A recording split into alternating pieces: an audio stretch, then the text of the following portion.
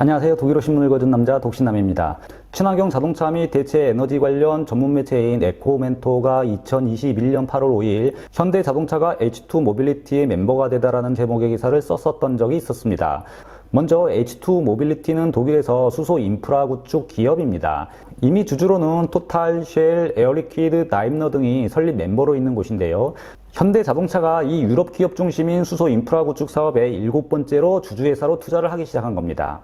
2015년부터 독일 내 수소 충전 인프라를 구축하기 시작해 이미 91개의 수소 충전소를 운영하는 기업으로 독일 수소 자동차 인프라 관련 가장 중요한 곳 중 한 곳인데요. 물론 알려진 바로는 현대자동차는 2017년부터 H2 모빌리티와 제휴를 맺고 인프라 사업 개발에 협력해 왔었습니다.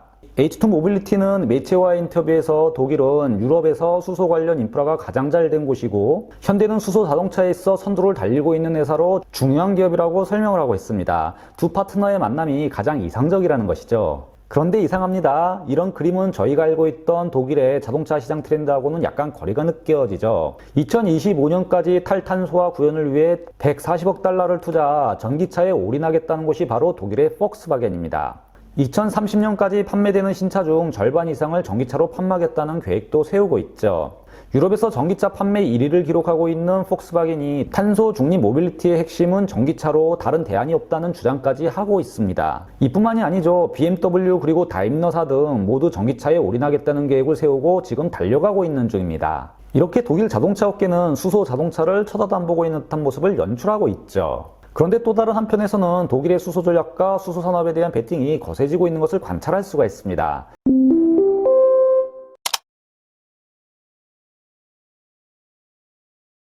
독일뿐만이 아니라 독일을 중심으로 유럽이 야심차게 준비하고 있습니다. 유럽의 모든 수소 경제 전략은 독일이 만들었고 독일을 중심으로 관련 프로젝트를 진행 중입니다. 독일 유럽 주간지 포커스는 2020년 11월 23일 메가트렌드 수소라는 제목의 기사에서 유럽은 2050년까지 4,700억 유로를 수소 산업에 투자할 예정이라고 밝히고 있습니다. 대략 하나로 600조 이상이죠. 우리나라는 기업 투자가 2030년까지 43조 원 예정되어 있습니다. 유럽에 비해 턱없이 부족한 것 같지만 다행인 것은 매일같이 물고 뜯고 싸우는 정치권도 여권, 야권 모두 수소 산업에서는 한 목소리를 내고 있어 정계에서도 수소 산업 지원 관련은 전폭적이라고 말할 수 있습니다. 올해 예산도 작년 대비 40% 증액했고요. 바로 8,244억 원을 지원하기로 결정을 하기도 했죠. 그런데 올해 3월 기준으로 보면 한국에는 완성된 충전소는 73기이고 수도권에는 17곳밖에 인프라가 구축되어 있지 않습니다. 이를 50기로 늘린다는 계획이 있고요. 연말까지 180기 이상 완성하겠다고 알려져 있습니다. 아직까지는 독일보다 인프라가 적은 것이 수소의 명운을 걸고 올인하겠다는 한국의 모습치고는 조금 아쉬운 면이 있기도 합니다. 그리고 위에서 언급해드린 것처럼 엄청난 자본으로 수소 경제에 진입하는 유럽보다 예산도 훨씬 적습니다. 물론 27개국이 묶인 유럽연합과 한국 한 국가와 비교한다는 것이 말이 안 되는 거죠. 그럼 독일하고만 비교하면 어떨까요? 독일 연방경제에너지부가 제시한 보도자료를 보면 독일은 대략 40조 정도, 유로 330억 유로 정도 투자할 예정입니다. 그런데 이 중 80억 유로 대략 하나 10조 이상이 독일 연방정부와 지방정부가 직접 지원을 하고 있고요. 투자할 프로젝트도 이미 선별해 놓았습니다. 총 230개의 프로젝트 중 62개의 프로젝트를 선정, 전 수소 산업에 있어 가치사슬을 형성할 그림을 그려놓고 있는 것이죠. 제 화면 뒤에 있는 그림을 보시면 대체로 수소 생산 및 저장, 운송에 맞춰져 있는데요. 수소를 소비하는 분야에서는 공업용과 모빌리티로 나눠져 있습니다. 수소 생태계 밸류체인을 전반적으로 모두 커버하고 있죠. 그런데 독일의 프라우노퍼 연구소의 전략과 독일 정부의 전략은 우선적으로 모빌리티보다 산업용 수소 인프라 구축에 맞춰져 있습니다. 그러니까 수소를 대량으로 사용할 수 있는 곳 중심으로 인프라를 깔겠다는 것이죠. 이를 통해 독일 경제부 장관 알트마이어는 독일이 세계에서 수소국가 넘버원이 되려 한다고까지 포부를 밝히고 있습니다. 물론 우리도 만만치가 않습니다. 우리가 소유하고 있는 수소 관련 기술, 특히 다운스트림에서는 독보적입니다. 그런데 약간의 차이가 있죠. 이 설명을 위해 잠시 한국 코트라가 작성한 뉴스를 살펴보면요. 저희는 수소 경제에 있어 다운스트림이 강한 반면 독일은 업스트림이 강자라고 밝히고 있습니다. 한국은 수소 자동차 등 수소를 사용하는 기술이 뛰어나지만 독일은 수소를 생산하고 저장, 운송, 충전하는 기술이 뛰어나죠. 그리고 독일은 1차적으로 업스트림을 하고 이를 공단에 직접 사용하는 방식을 택하며 수소 경제를 만들어가고 있습니다. 이에 반해 한국은 다운스트림이 강하지만 많은 특허와 기술에 있어 업스트림 분야에는 한 발 뒤져 있죠. 그런데 문제는 다운스트림 분야가 구현되기 위해서는 업스트림도 실현돼야 한다는 점입니다. 수소가 어딘가에서는 생산이 되어 저장되고 운송되어 이를 수소 자동차에 충전하게 되는 거죠. 즉 한국은 배 이상을 업스트림 분야에 투자해야 하는 상황이고 독일은 수소를 사용해야 할 분야, 수소 자동차나 공장이 수소 에너지로 가동되도록 집중 투자해야 하는 상황입니다. 투자액이 같다고 같은 출발선에 서 있는 것은 아니죠. 독일 유력 매체의 포커스는 이미 수소 산업은 어느 정도 가시권에 들어가고 있다 보도를 하며 독일 수소 경제의 주축이 되고 있는 기업들에 대해 보도를 하고 있는데요. 매체는 작년 11월 23일 기사에서 가장 가시권에 있는 수소 프로젝트 중 하나로 1조 3천억 원을 투자한 틸센그룹의 프로젝트가 있고 친환경 에너지와 메탄올 분해의 수소를 생산하는 바스프가 있다고 밝히고 있습니다. 또한 수소를 생산할 장비와 설비를 만드는 기업으로 지멘스 그리고 틴센그룹이 있고 독일의 특수화학 기업으로 유명한 에보닉도 이 설비의 효율성을 높이는 멤브레인을 납품하고 있다고 밝힙니다. 이렇게 독일이 빠르게 움직일 수 있는 것은 이미 경제성 있는 사업들이 가시권에 들어왔기 때문입니다. 물론 이는 수소 생태계와 그 시장이 성숙되었기보다 지난 수십 년 동안 꾸준히 이어온 그린 정책으로 대체 에너지 생태계로 100% 전환한 독일의 친환경 정책 때문이기도 하죠. 독일 정부의 의지에 따라 친환경 에너지를 어떻게든 만들어내야 하는 상황인 거고 이 가운데 가장 적은 비용을 찾는 것 중 수소 경제도 그 대안이 되어가고 있는 것이죠. 예를 들어 독일은 2035년부터 북해에서 풍력 발전기를 통해 생산하는 그린 수소 100만 톤을 유럽 대륙으로 이송하는 파이프라인을 만들고 있습니다. 이를 위해 다국적 에너지 기업 쉘과 독일의 천연가스 업체인 가스유니, 독일의 전기 가스 공급업체 RWE 가스 파이프라인 설치 업체 가스케이드가 에키덕트 프로젝트를 추진하고 있는데요. 이는 간단히 얘기해 북해에 설치된 풍력 터빈으로 전기를 생산, 이를 통해 물을 전기 분해하여 그린 수소를 얻고 이를 파이프라인을 통해 운송하는 작업을 말합니다. 그런데 굳이 이렇게까지 하는 이유는 북해에서 발전하는 전기를 수송하는 것보다 파이프라인만 깔면 되는 경제적 이점이 있기 때문입니다. 또한 이와 함께 독일은 그린 수소를 저장하는 P2G 사업을 꾸준히 해왔습니다. 수소 경제에 있어 정말 중요한 영역 중 하나죠. 이에 관해서는 제가 지난 영상에서 설명을 드렸었는데요. 이미 독일에서는 총 40여 곳 이상 이런 P2G 사업이 운영 중이고요. 독일 마인츠 에너지파크는 이 중 가장 큰 곳으로 우리나라뿐만 아니라 다른 나라에서도 꼭 방문해보는 견학 필수 코스이기도 합니다. 이곳에서는 풍력 발전기가 생산하고 남는 잉여 에너지를 수전의 설비를 통해 시간당 90kg의 수소를 생산할 수 있는데요. 바로 독일 최고 기업인 지멘스의 작품이죠. 그러나 독일은 그린 수소를 생산하기 위해 대체 에너지가 필요합니다만 문제는 독일 내에 생산되는 대체 에너지가 충분하지 못하다는 점입니다. 그래서 위에서 언급해드린 것처럼 유럽연합과 함께 프로젝트를 추진하며 북해에서 수소를 생산, 운송하고 있고 또한 대안으로 모로코에서 생산, 운송하는 계획을 차근차근 추진하고 있습니다. 이를 위해 독일 최대 응용과학연구소 프라운호퍼 연구소는 모로코에서 직접 연구를 통해 가능성을 제시하고 있죠. 물론 모로코와 독일은 이미 관련 협약을 체결한 상태고요. 호주 등 기타 여러 국가와 협약을 체결하고 있습니다. 수소 전략 관련해 이미 대략적인 퍼즐을 맞춰놓은 상태입니다. 독일은 이렇게 이런저런 모양의 프로젝트를 통해 지금 수소 경제로 나아가겠다고 작년에 선포한 상태입니다.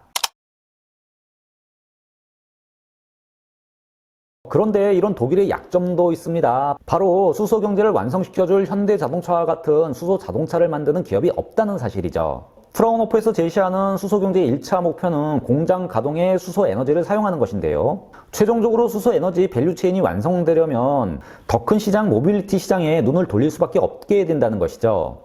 이때는 다운스트림을 본격적으로 구현해야 하는 단계로 접어들게 되는 겁니다. 이미 인프라가 어느 정도 확보되어 있고 이에 따라 비용도 저렴해지기 때문이죠. 이를 알고 있기에 독일의 기업들도 이와 관련한 인프라 사업을 준비하고 있는 것인데요. 독일 매체 포커스는 그린 수소 운송 사업을 위해 독일 린데사가 선도적인 역할을 하고 있고 직접 충전소를 짓고 있다고도 밝히고 있습니다. 그리고 기업 린데는 독일 자동차 기업 다임러, 프랑스 기업 토탈과 에어리퀴드, 그리고 네덜란드 기업 로얄 터치 쉘, 또한 오스트리아 OMV와 함께 H2 모빌리티라는 기업이 모였고 유럽연합은 2023년까지 400개 이상의 충전소를 만들 계획이라고 밝히고 있습니다. 그리고 이제 이런 곳에 현대자동차가 7대 멤버로 가입을 하게 된 겁니다. 그런데 독일 자동차 공급 시장이 전기차 중심으로 움직이고 있지만 독일 정부가 이렇게까지 수소 자동차 시대를 준비하는 이유가 있습니다. 이는 수소 자동차 관련 비즈니스가 성장할 것이라고 보는 이유이기도 하죠. 바로 전기 자동차만으로 모든 친환경 모빌리티를 커버할 수 없다고 판단하고 있기 때문입니다.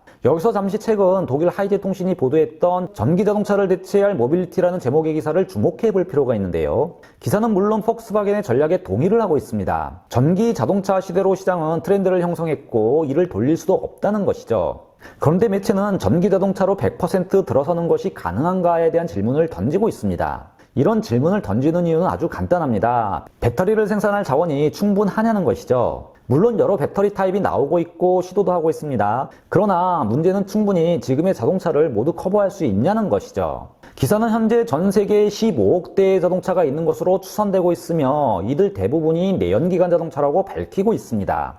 이 15억 대 중 최근 생산되는 전기자동차 숫자는 아직 별 의미가 없죠. 매체는 시간이 지날수록 자원은 부족해질 것이고 배터리를 생산하기 위한 자원 가격은 상승할 것이라고 단정짓고 있습니다. 이는 이미 나타나고 있는 현상이기도 합니다. 즉 인류가 친환경적으로 살아가며 지금과 같은 수준의 생활을 누리려면 적어도 10억 또는 15억 대의 자동차를 전기자동차로 만들어야 하는데 이는 불가능하다는 것이죠. 어떤 대안이 필요하다는 겁니다. 그리고 그 대안은 수소 연료 전지라고 신문은 아주 간단히 단정짓고 있습니다. 그래서 현대는 자신들의 수소연료 전지를 믿고 있고 언젠가 이런 세상이 올 것이라 확신하고 있다고 말을 하고 있습니다. 독일 유럽 경제일간지 한데스블라트는 2021년 2월 9일 현대 유럽 법인장 미샤엘 콜 우리는 절대적으로 수소연료 전지를 믿고 있다라는 제목의 기사를 생성합니다. 기사는 한국인들은 전기 자동차에 집중하고 있기도 하지만 유럽에서는 수소 자동차를 안착시키려 한다고 설명하며 기사를 시작하고 있습니다.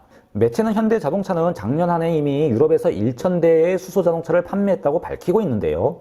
물론 이는 그리 많은 숫자가 아니라고도 설명합니다. 그러나 이제 시작이라는 미샤엘 콜의 말을 전달하고도 있습니다. 수소 자동차를 통해 세상을 깨끗하게 할 수 있고 도울 수도 있다고 전하며 현대 자동차는 수소 자동차를 대량 생산할 수 있는 몇 안 되는 기업이라고 매체는 강조하고 있습니다. 매체는 수소 연료 전지로 움직이는 넥소는 이미 2018년에 만들어졌고 현재 도요타만이 현대와 경쟁할 수 있지만 독일 자동차는 이 분야에서 부족하다고 밝히고 있습니다. 물론 수소 자동차는 비싸기도 합니다. 소비자는 이를 위해 7만 유로를 지불해야 한다고 설명하고 있죠. 그러나 기사는 우리는 절대적으로 수소 자동차를 믿고 있고 경제성 또한 확보할 수 있다는 미샤엘 콜 유럽 현대자동차 법인장의 말을 인용 보도합니다. 매체가 주목하는 것은 넥소보다 수소 트럭입니다. 이미 스위스의 현대는 파일럿 프로젝트를 진행하고 있고 향후 5년 동안 1,600대를 판매할 것을 현대는 기대하고 있다고 밝히고 있습니다. 이렇게 보는 것은 스위스에 곧 수소 관련 인프라가 확충될 것이기 때문이죠. 그리고 이런 분위기는 곧 전 세계로 확장될 것으로 2025년경 50만 대의 수소 연료 전지를 생산할 것으로 기대하고 있다고 기사는 설명하고 있습니다. 이렇게 대량 생산이 시작된다면 수소 자동차의 생산 비용은 당연 낮아지게 될 것으로 기사는 예측하고 있고요. 현대의 수소 연료 전지는 자동차뿐만이 아니라 선박, 비행기 등 곳곳에서 볼 수도 있다고 밝히고 있습니다. 그리고 수소 트럭에 대한 비즈니스 집중을 두고 많은 전문가들도 동의하고 있다고 기사는 밝힙니다. 물론 이는 장기적인 관점에서 나온 아름다운 스토리죠. 그리고 현대 자동차도 수소 자동차를 전기 자동차와 경쟁으로 생각하지 않고 있다고 보도하고 있습니다. 언젠가 두 타입이 공존하게 된다는 것이죠. 그러나 독일 자동차 업계와의 차이는 독일 자동차는 전기 자동차에 집중한 반면 한국인들은 투트랙으로 이중 전략을 선택하고 있다고 밝히고 있습니다. 롱텀의 관점에서 봤을 때 독일보다 한국이 더욱더 전략적이라는 것이죠.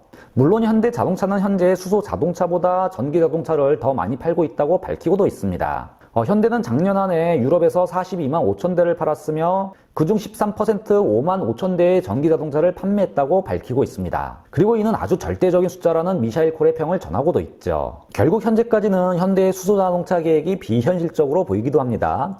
그러기에 독일 자동차 업계는 현재 수소 자동차보다 전기 자동차에 올인하고 있는 것이죠. 빠르게 IT 기업으로 전환해야 하고 관련 데이터를 확보하는 일이 우선이라는 겁니다. 이도 틀린 판단은 아닌 듯 보입니다. 문제는 기술의 진보는 생각보다 빨리 올 수 있고 세상은 어떻게 변할지 아무도 모른다는 사실이죠. 그래서 유럽의 수소 경제의 장기 계획에 있어 현대의 수소 자동차 기술은 아주 중요한 역할을 할 것으로 보입니다. 얼마 전 유럽연합은 2035년부터 내연기관 자동차 생산을 금지시켰는데요. 이제 본격적으로 친환경 자동차 시대가 열리게 된 겁니다. 그리고 매체가 주장하고 있는 것처럼 전기 자동차 시대는 이제 대세죠. 이런 거대한 흐름을 다가올 몇 년 내에 수소 자동차가 대체할 수는 없을 겁니다. 그러나 미래에 언젠가 전기 자동차로 100% 친환경 자동차 시장을 충족시킬 수 없다면 현대의 수소 자동차는 유럽의 그린딜 전략에 있어 가장 중요한 파트너가 되는 겁니다. 현대 자동차만큼 그만큼 자신들의 그린딜 전략을 구현해줄 파트너가 그리 많지 않기 때문이죠. 물론 자동차 시장과 상관없이 독일과 유럽은 수소 경제에 베팅을 해왔고 이제 수소 인프라가 깔리는 것은 시간 문제입니다. 이렇게 인프라가 확충이 되고 나면 자동차를 위한 수소 충전소도 더더욱 쉽게 보급이 되겠죠. 배터리 생산에 들어가는 코발트, 니켈 등 지하 자원 가격이 상승하는 반면 수소 자동차 생산 단가는 계속해서 내려가게 될 겁니다. 확충되는 수소 인프라는 수소 자동차에 대한 수요를 더욱 빨리 만들어내겠죠. 결국 지하 자원의 한계라는 어젠다 앞에 수소와 전기 자동차가 만나게 될 것으로 보입니다. 왜냐하면 유럽은 현재 거리에 2억 5천만 대의 내연기관 자동차가 있고 독일에서는 4,700만 대 이상의 내연기관 자동차가 이동수단으로 쓰이고 있습니다. 그리고 이를 모두 전기 자동차로 대체할 수 있을까라는 의문은 여전히 남기 때문입니다. 이런 이유로 현대 자동차의 H2 모빌리티 참여는 독일과 유럽에게 아주 의미가 있는 겁니다. 장기적인 플랜에서 현대 자동차는 중요한 역할을 하게 되는 것이죠. 이렇게 토요타가 아닌 현대 자동차가 독일 수소 인프라 사업에 참여하게 되었다는 것은 한국 입장에서 아주 좋은 시그널인 겁니다. 또 하나의 미래 사업에 초석을 놓는 사건이죠. 지금까지 독일어 신문을 읽어준 남자 독신남이었습니다.